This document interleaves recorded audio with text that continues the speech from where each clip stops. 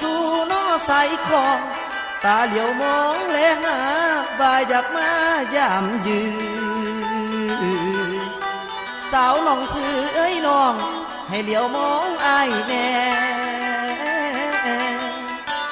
อายมาแต่แก่นเท้า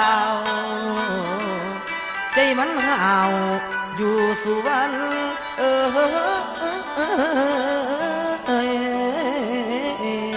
คนงาม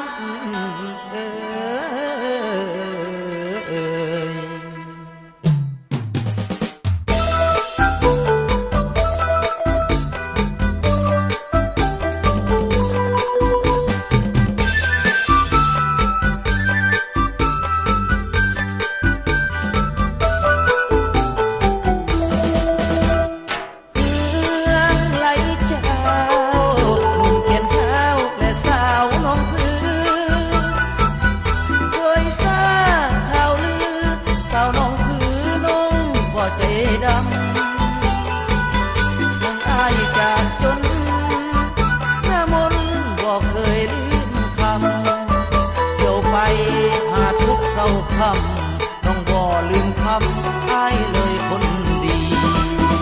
อ้ายนี่มานั่งเหงาห้อยนั่งใจลอยเบิ่งสายนาทีมืนตาได้แต่เพียงหิบหีเบิ่งสายนาทีบ่เต็มหน่วยตามองดูฟ้าแม่ค้าไล่ผ่านสู่เอ้ยสู่ต่างบ้านบ้านเพื่อไอ้ห่วงหาห่วงแต่ละน้องผู้อยู่แดนไกลอยู่ดินไทยน้องคือจงได้คือความเบาได้มาพบเขาสวงเรือแก่นเท้าน้องคือเคยได้จับมือคือแขนผูกหักสองเขาอายสุดดีใจ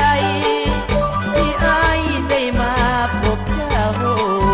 ขอให้ความหักสองเขายืนยาวตลอด4 วันสายเหิงกันสายแดนเป็นเขต2 ประเทศไอ้น้องต้องร้องสร้างห่วมกันเหืองกีดกันกระตังสร้างน้องสาวแต่ว่าใจของเขาก็กีดกันก็พอแล้ว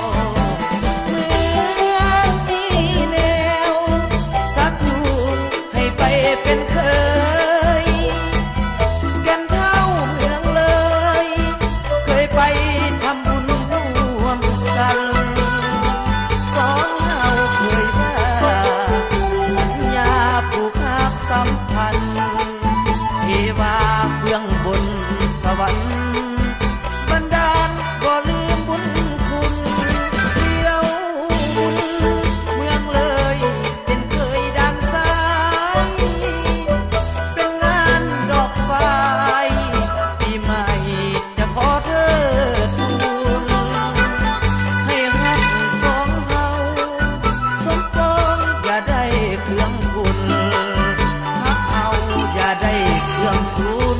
จะขอเธอทูลเทศกาลลาวไทยเมื่อเป็นไผสู่ดินลาวน้ำไอรอขอแต่นางหากแท้บ่แพ้เปลี่ยนใจ